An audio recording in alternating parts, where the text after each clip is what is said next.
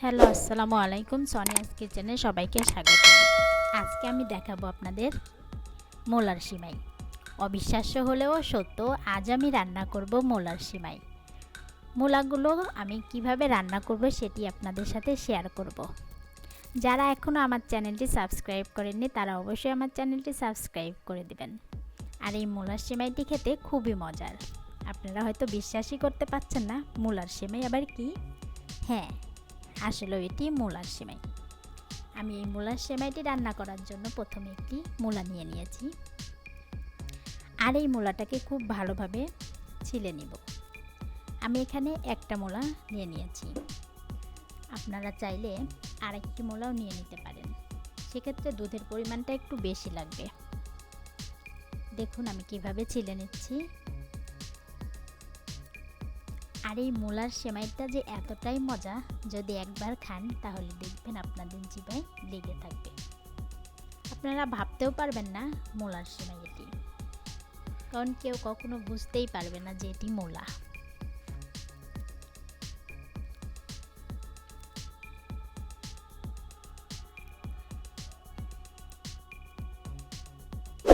আপনারা এই মুলার সেমাইটি রান্না করে কাউকে সারপ্রাইজ দিতে পারেন। আপনি যখন বলবেন এটা মুলার সেমাই, কেউ বিশ্বাসই করতে পারবে না, কারণ মুলার কোনো গন্ধ এটার মধ্যে থাকবে না। আমি এখন মুলাটাকে ছিলে নিয়েছি। এখন আমি মুলার দুই পাশটা চাকু দিয়ে কেটে দিব। দেখুন আমি কিভাবে কেটে দিচ্ছি।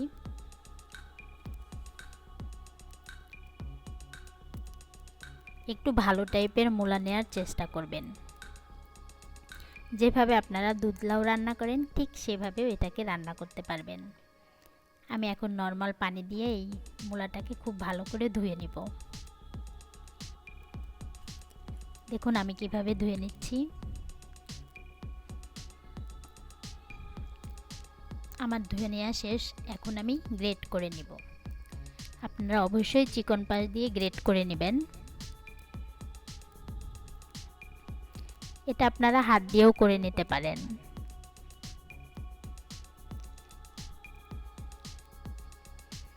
আমি একটু সময় নিয়ে এটাকে গ্রেট করে নিচ্ছি।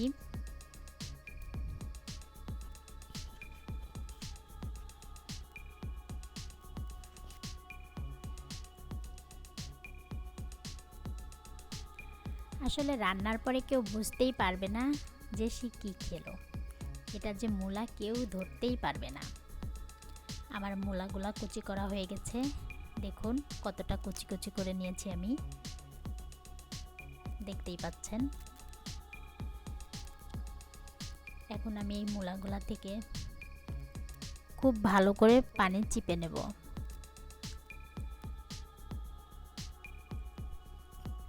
দেখুন আমি কিভাবে পানিটা চিপে নিচ্ছি।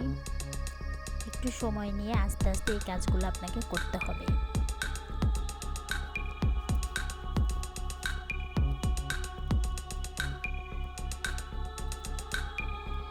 এভাবে করে আমি সবটুকু চিপে নিলাম।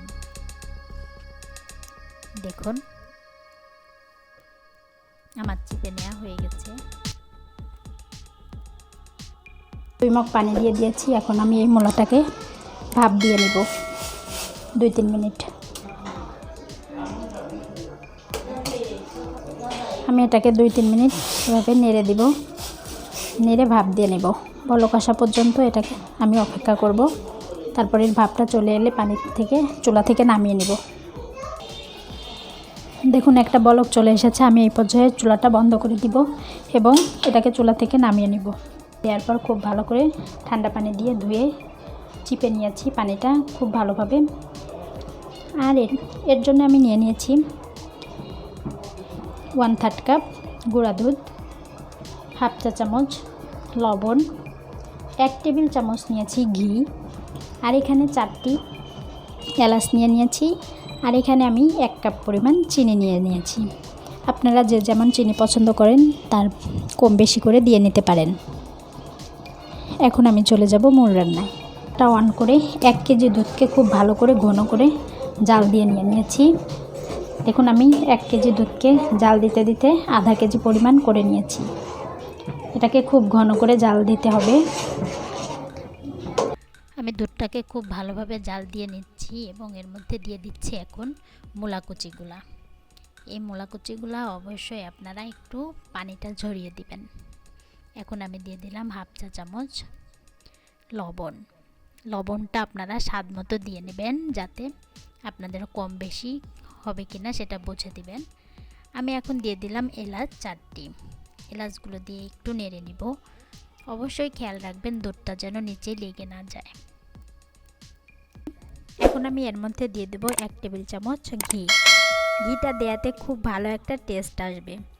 এর জন্য মূলার যে একটা গন্ধ সেটা আর একটুও থাকবে না।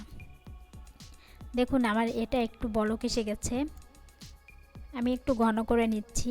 যখন একটু ঘন হয়ে যাবে তখন আমি এটাকে চুলা থেকে নামিয়ে নেব। এই মূলার সিমাইটা আপনারা অবশ্যই বাসায় বানিয়ে খাবেন। আমার এই রেসিপিটি যদি আপনাদের ভালো লেগে থাকে তাহলে অবশ্যই লাইক, কমেন্ট এন্ড শেয়ার করবেন আর সাবস্ক্রাইব করে আমার পাশেই থাকবেন। দেখুন আমি কি সুন্দর করে একটা বাটিতে তুলে নিয়েছি। আপনারা এটি অবশ্যই করে খাবেন বাসায়। আল্লাহ হাফেজ।